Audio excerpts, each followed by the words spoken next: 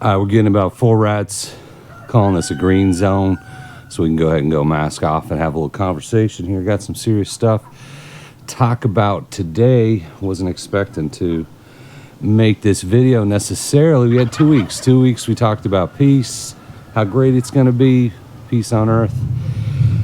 That might be changing, right? So I wanted to come back in, give a little bit of an update, call this a little Minuteman LARP if you want, just having a little fun with the Geiger counter, making sure we're in a green zone. There's not too much radiation in this area.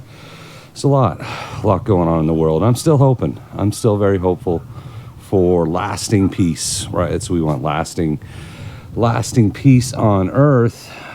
Too old for anything else. This stuff's just too heavy. Getting ready for a ruck, right? Getting ready to go for a nice long walk.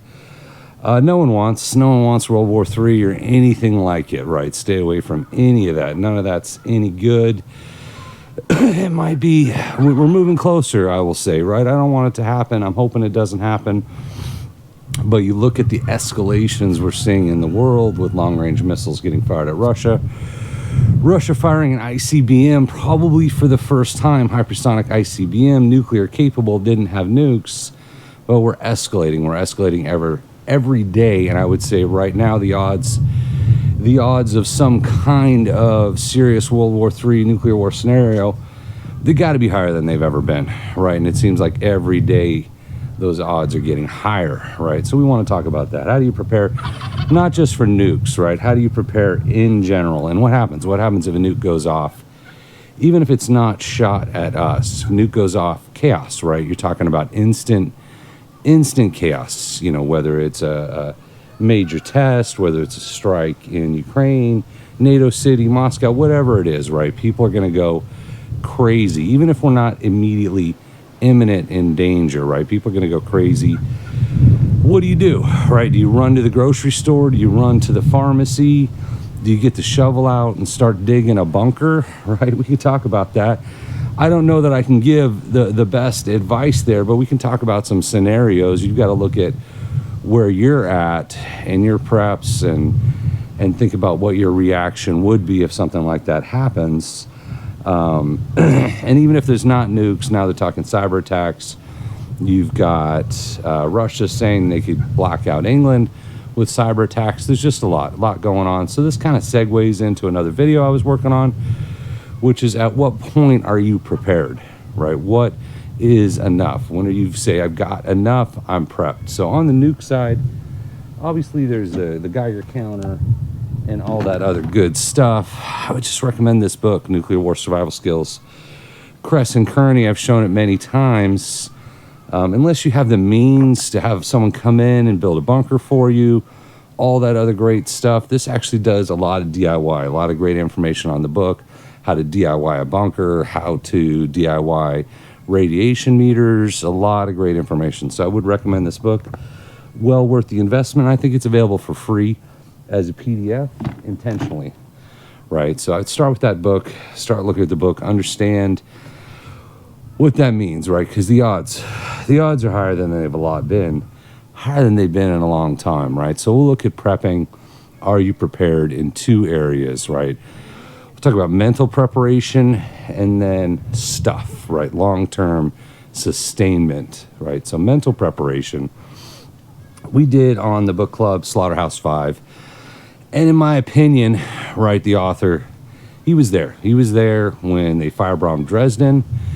I don't know that he ever mentally recovered. I don't know if you can. I don't know if you can be mentally prepared for the horrors that humanity is ready to inflict on humanity, right? You see the firebomb Dresden, buildings burnt to the ground, bodies just burnt to ash.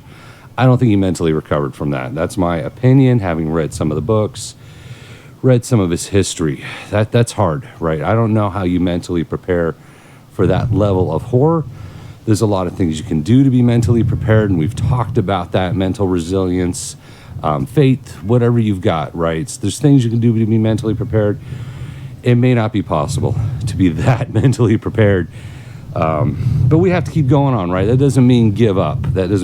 So when we talk about actual preps, right, I want to work through the list and talk about when is it enough? When do you have enough water, right, forever, enough water forever. Let's say there is a SHTF, societal collapse event. When do you have enough water forever, right? And let's get into that. Let's talk about what that means, because I did some math. I'm still standing by that the cheapest way to buy water is the water bottle. You got to do the math. Obviously, that depends on prices in your area, even compared to 50-gallon drums or anything else, just the basic water bottle. This stuff we're going to look at, the water bottle is probably not going to cut it. Now, I'll explain why. So, standard recommendation, government recommendation, survival recommendation is 1 gallon of water per person per day. And you might think, I don't drink a gallon of water, right? And you may not drink a gallon of water a day. I don't need a gallon of water a day. Average American uses 100 gallons of water per day, right? So huge disconnect between life on 1 gallon of water per day and life on 100 gallons of water per day. And I'm not saying you got to limit yourself to 1 gallon of water per day, but if you're going to sustain 100 gallons of water per day without city water, right, without power to run your well or whatever you have, that's daunting. That's a lot of water to stash away. So a lot of the water, that 100 gallons, is toilet, faucet, washing machine, shower. So if you're living on a gallon a day, all those are gone, right? Forget about the toilet, forget about the faucet, the washing machine, and the shower, right? You're changing. You're going to be changing the way you look at water. I've done a lot of long camping trips, right? And you're brushing your teeth with a little Dixie cup of water. It's a different mindset. So it's something I would say practice if you want to understand how much water you really need a day or what it's like to live on a gallon of water per day. That might be something to practice. So how much water do you need? So if we do a gallon a day, right, that's survival, 365 gallons a year.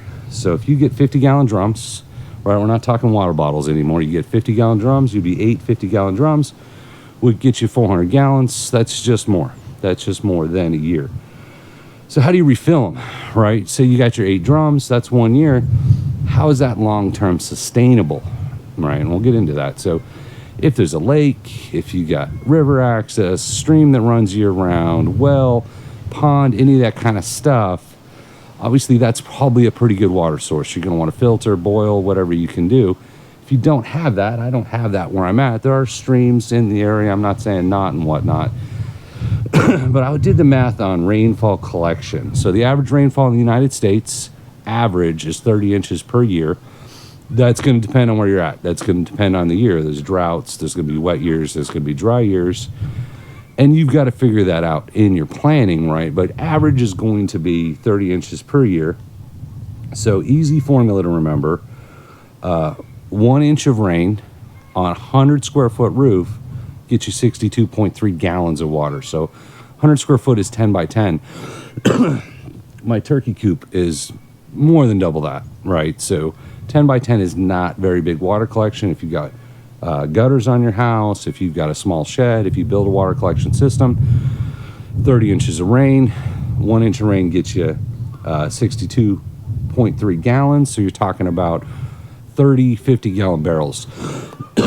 Sorry, you could fill up 30 50-gallon barrels a year, or 1 50-gallon barrel per 10 by 10 per inch of rain. So that's going to refill your barrels, right? If you're in a dry area, well, maybe not. If you're in a wet area, you're talking more. You're going to want more than 1 50-gallon barrel because it's not going to be evenly spaced, right? You're not going to get an inch of rain every 50 days unless you live in an area that's like that. You can't assume that. But if you've got your 50-gallon barrels, if you've got some kind of water catchment system, and you have enough stashed away to get through dry years, right? We're talking starting out long-term sustainability. That's not a bad, right? That's not bad math. 10 by 10 is not huge. You know, my house is bigger than 10 by 10, as I said. 1 inch on a 10 by 10, 62 gallons. Right. Now, obviously water filtering, whenever you're doing water collection, any kind of water filtering is good. Sawyer, I like the Sawyer squeezy bottle. You're going to want to have water filtration options, right? That's going to be important long-term. Filter the water. Sorry, moving on to food. Food's important, right? We all know that. You need food to survive. People get really hangry when they don't get food. So first thing is, does the type of food matter? And I get nutritional information is important, right? You don't want to eat a lot of crappy food. You want quality food, you want a balanced diet, and we all want all of those things, certainly understood.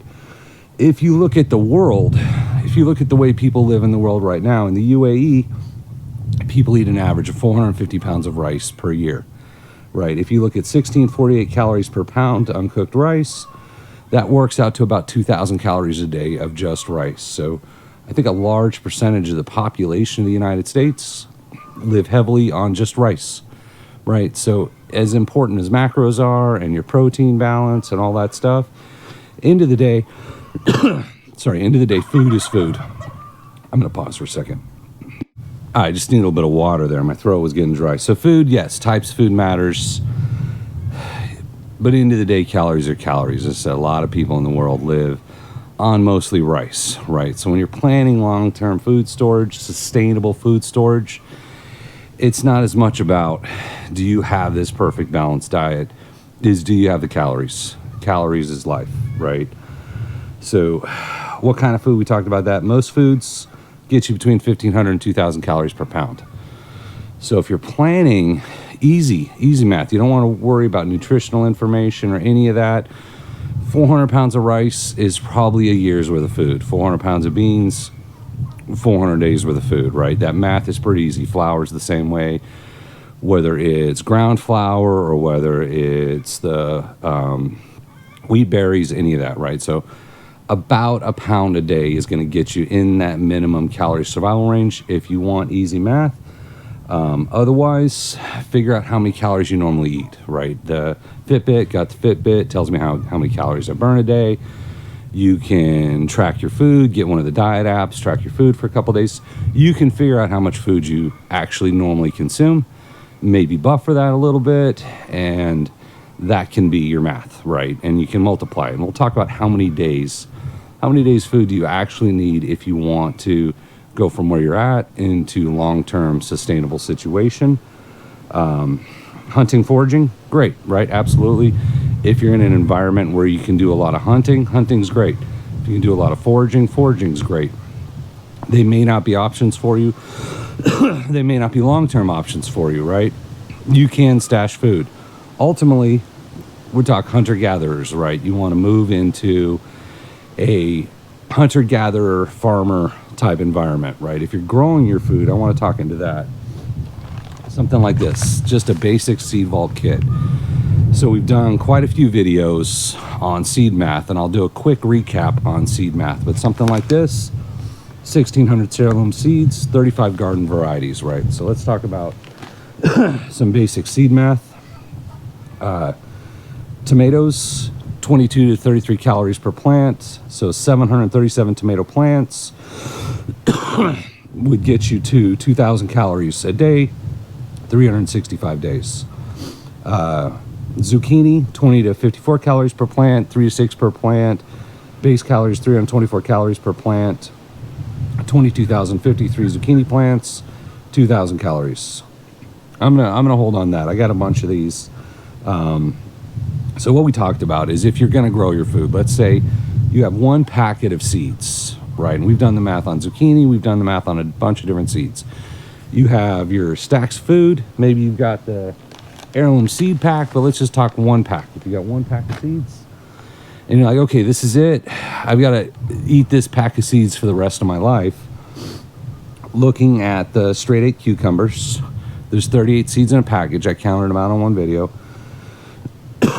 Germination rate 50 to 90%. Gets you 19 plants, 5 to 6 cucumbers per plant. 70 days till harvest, 95 cucumbers, 3,135 calories. So you plant your pack of cucumbers, you get average growth, average harvest. You're going to end up with 3,135 calories or 95 cucumbers in that first harvest. So it's year one. The missiles have stopped launching, power's out, grid's down. You're like, okay, it's safe to start growing food at this point. So you get your packet of seeds and you plant them all out. You want to be careful, right? This is assuming you have a place to plant your seeds. Making a lot of assumptions here. Sorry, there's something in the wind here. I'm getting a lot of dust blowing in that I'm sitting here choking on. So we'll start over on that. So you get your packet of seeds, you plant your packet of seeds, right? It's assuming you know how to garden, you have a place to garden, you've gardened before. This isn't the time, post-apocalyptic Shtf zombie apocalypse, to learn how to garden. That packet of seeds will get you about 3,000 calories worth of fruit, right? We said 98 cucumbers. Obviously depends on what you're growing, right? If you seed save, and this is where it comes in, you got to get the heirloom seeds. If you seed save, those 95 cucumbers at 200 seeds per cucumber on average gets you 19,000 seeds. 19,000 seeds gets you about 9,500 plants at 50%. 5 cucumbers per plant, that gets you 47,500 cucumbers, 33 calories each. That's 1,500,000 calories. That's 2,000 calories a day for 783 days. So the point I'm trying to make, might have got lost in some of the numbers there, is if you start with a packet of seeds and you seed save and you get an average harvest, collecting all those seeds is going to be exponential. And by that second harvest, whether it's zucchinis or just about anything else, we've done the math on a couple different things, you may have enough food to be sustainable, right? So where I'm going with that is, you've got your stash food, you've got your rice, you've got your beans, you've got your freeze-dried, whatever you've got, your hunting, you've got your livestock. If you want to go long-term sustainable, you've got to grow your own food, is where I'm going with that, right? Maybe you're in other areas, you've got other options, and that's great. But if you grow your own food, don't expect the first harvest to be a year's worth of food, right?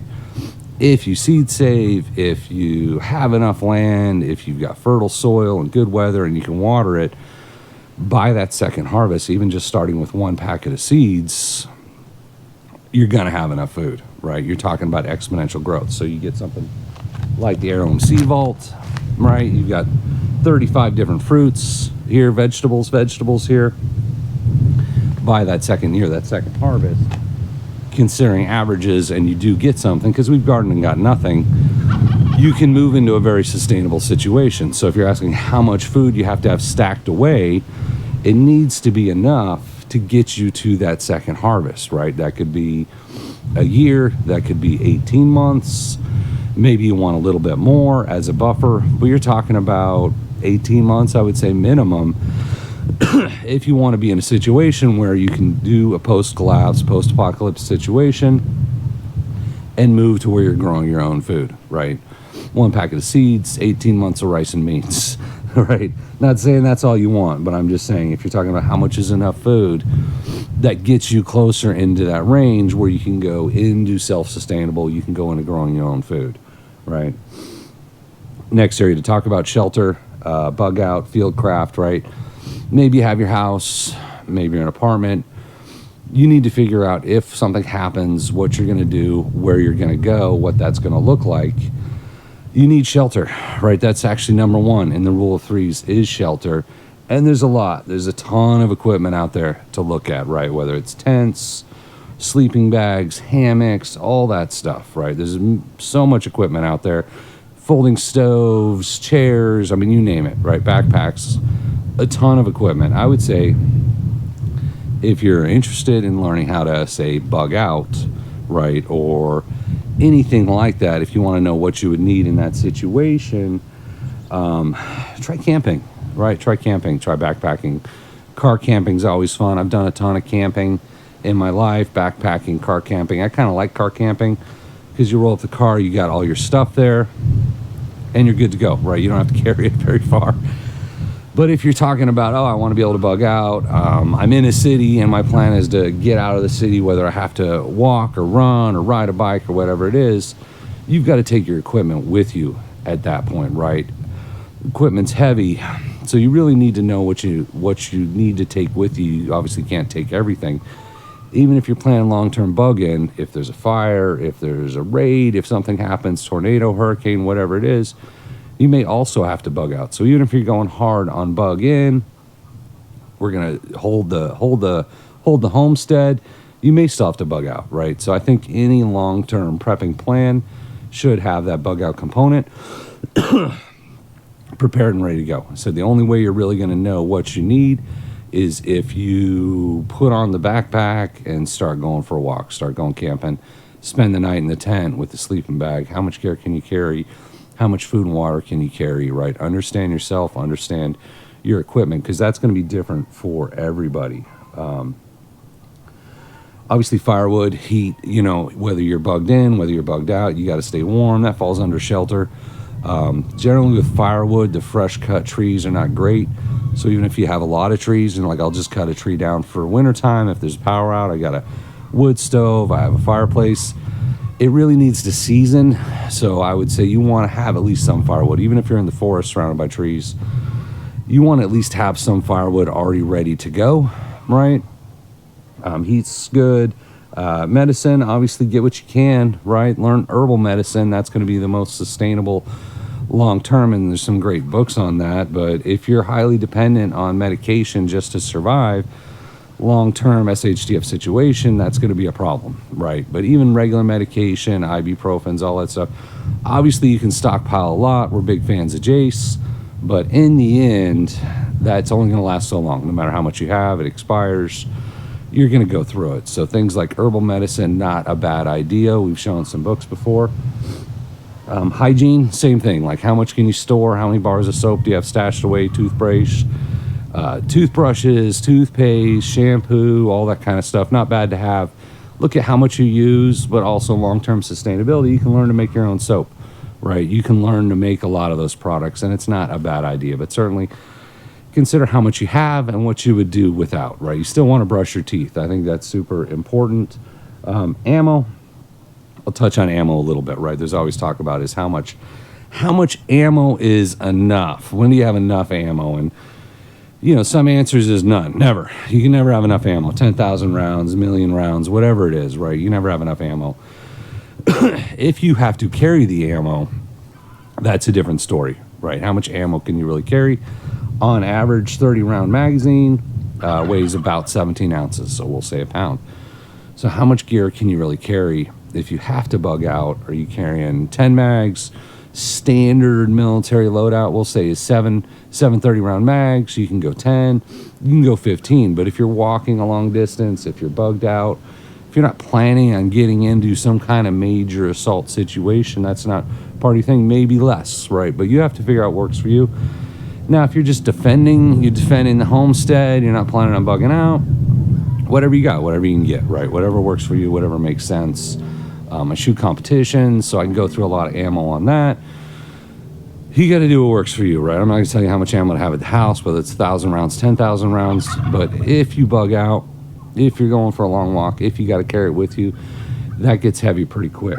So something to keep in mind, right? How much is too much ammo? How much can you carry? How much can you use, right?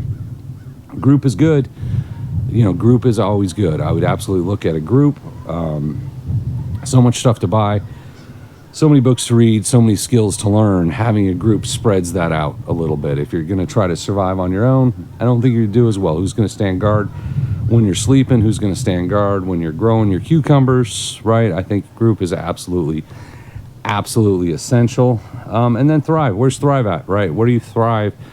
Where's the thriving start part of the story? Well, thriving now, thriving in modern life means a fancy job, nice car, big house, lavish vacations, right? You're like, hey, I'm thriving. I'm doing great. Well, SHTF, post-apocalyptic, none of those things are going to matter, right? So what's thriving? Thriving might be having a little bit extra food, a little bit of extra water, any of those kind of situations. Maybe a little peace, a nice garden. You got to prepare for that, though, right? You got to be prepared to thrive in any situation, whether it's good times or bad. Some of that's mental preparation, that's having those skills. You know, we're not talking about a ton of stuff. I know a year and a half worth of food is daunting. Obviously, if you're getting fancy, expensive stuff, it's going to be really expensive. If you're going the basics, it's not as expensive. But the point of the video, I may have rambled around quite a bit. Just having a little Minuteman LARP fun out here. Going to do a ruck today. Is where's enough, right? When have you hit enough? When are you truly sustainable? Try to focus on that, like water, rainwater collection, food, growing your food, ammo, all that kind of stuff. So I want to hit on it, just try to touch on a lot of topics. Sorry about the gag. As I said, I think I'm getting a lot of dust coming off that field right now, but I wanted to power through it. So I hope that helps out. As always, thank you for watching, and we appreciate you.